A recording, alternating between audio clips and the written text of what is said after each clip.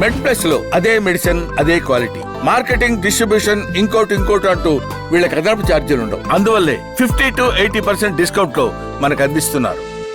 నేను doctor Govardhan, general physician, senior consultant physician, care hospitals, Nampally. So జ్వరం అనేది మన ఒంట్లో ఒక జబ్బుకు సంకేతం, అదొక సిమ్టమ్. జ్వరం అనేది ఒక వ్యాధి కాదు. సో చాలామంది కూడా ఫస్ట్ సిమ్టమ్ జ్వరంతో వస్తుంటారు. అవుట్ పేషెంట్లో most commonest symptom as physicians మేము చూసేది ఎక్కువ జ్వరంతో వచ్చే పేషెంట్స్ చూస్తుంటాము. సో అయితే మన బాడీలో ఒక మెకానిజం ఉంటుంది, ఒక నార్మల్ టెంపరేచర్ మెయింటైన్ చేయడానికి ఒక సిస్టమ్ అనేది ఉంటుంది. సో ఈ మన బాడీ ఉష్ణోగ్రతని సాధారణంగా బ్రెయిన్లో ఉండే హైపోథలామస్ అనేది నియంత్రిస్తుంది అనమాట. నియంత్రణ అయితే ఎప్పుడైతే గతి తప్పుతుందో అప్పుడు మనకి ఈ జ్వరం అనేది వస్తుంటుంది అనమాట. అయితే ఈ జ్వరం అనేది యూజువల్గా ఒక ఇన్ఫెక్షన్కి సంకేతం. అయితే అన్ని జ్వరాలు ఇన్ఫెక్షన్ వల్లే వస్తాయా అంటే కాదు. సో కొన్ని జ్వరాలు ఇన్ఫెక్షన్ లేకుండా కూడా వస్తాయన్నమాట.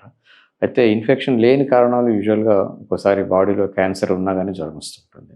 లేదంటే కొన్ని కనెక్టివ్ టిష్యూ డిసీజ్ అని ఉంటాయన్నమాట. ఉదాహరణకి ఈ సిస్టమిక్ లూపస్ ఎరిథెమాటోసిస్ అని కానీ, వాస్కులైటిస్ కానీ, ఇవన్నీ కూడా కనెక్టివ్ టిష్యూ డిసీజ్ సంబంధించిన వ్యాధుల వల్ల కూడా ఈ జ్వరం అనేది వస్తుంటుంది అన్నమాట. కాబట్టి మనం వచ్చిన జ్వరము, ప్రతి జ్వరము ఈ ముఖ్యంగా ఈ ఇన్ఫెక్షన్ వల్లే వచ్చింది అనుకోవడానికి లేదనమాట. అయితే మనకి ప్రతి జ్వరానికి కూడా ఒక ఇన్ఫెక్షన్ ఉన్న సంకేతం అనేది మనకు కల్పిస్తుంది. సో మన బాడీలో వివిధ అవయవాలు ఉంటాయి, వివిధ సిస్టమ్స్ ఉంటాయి.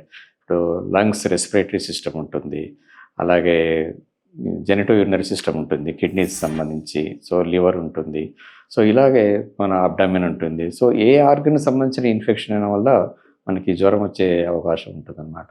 మనం పైనుంచి తల నుంచి కింది దాకా తీసుకుంటే కనుక, ఇప్పుడు మన తలలో అయితే బ్రెయిన్లో ఇన్ఫెక్షన్ మెనింజైటిస్ అంటాము, అట్లాగే సైనస్లో ఇన్ఫెక్షన్ సైనసైటిస్ అంటాము, ఓరల్ క్యావిటీలో ఇన్ఫెక్షన్స్ రావచ్చు, డెంటల్ సమస్యల వల్ల, పళ్ళకు సంబంధించిన జబ్బుల వల్ల జింజివైటిస్ అంటారు. సో దీనివల్ల కూడా మనకి జ్వరం రావచ్చు.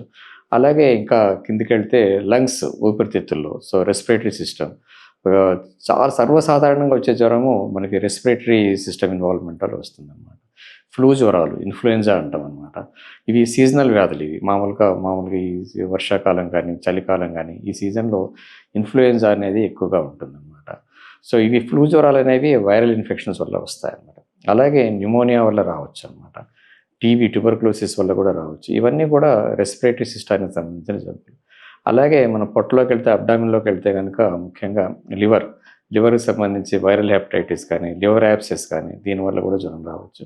అట్లాగే కిడ్నీస్ తీసుకుంటే కనుక జెనిటో యూరినరీ ఇన్ఫెక్షన్స్, సిస్టైటిస్ కానీ, అక్యూట్ పైలోనెఫ్రైటిస్ అంటాము. సో జెనిటో యూరినరీ సిస్టమ్ అంటే కిడ్నీ నుంచి యురేటర్స్, యూరినరీ బ్లాడర్ దాకా ఉంటుందన్నమాట. యూరినరీ బ్లాడర్, యురేతర్ వరకు కూడా జెనిటో యూరినరీ సిస్టమ్ అంటారు.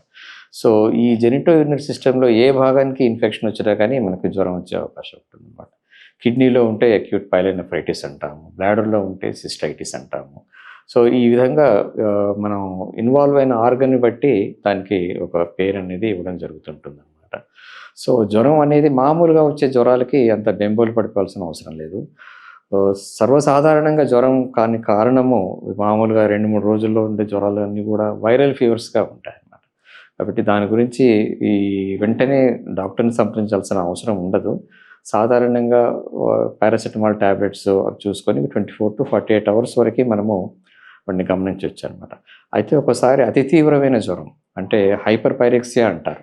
హైపర్ పైరెక్సియా అంటే 102, 103 డిగ్రీ ఫారెన్హీట్ దాటి జ్వరం వస్తుంటుంది కొందరికి. దీన్ని హైపర్ పైరెక్సియా మాత్రం అది కొంచెం ప్రమాదకరం.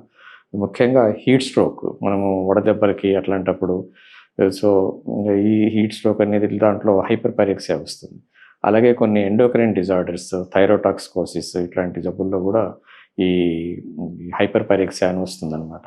అయితే తీవ్రమైన జ్వరము, వాంతులు, విరోచనాలు, ఓరల్గా ఆహారం తీసుకోలేకపోవడము, ఇలాంటి లక్షణాలు ఉన్నప్పుడు మాత్రం కంపల్సరీగా మనం టైంతో నిమిత్తం లేకుండా వెంటనే డాక్టర్ని సంప్రదిస్తే మంచిది.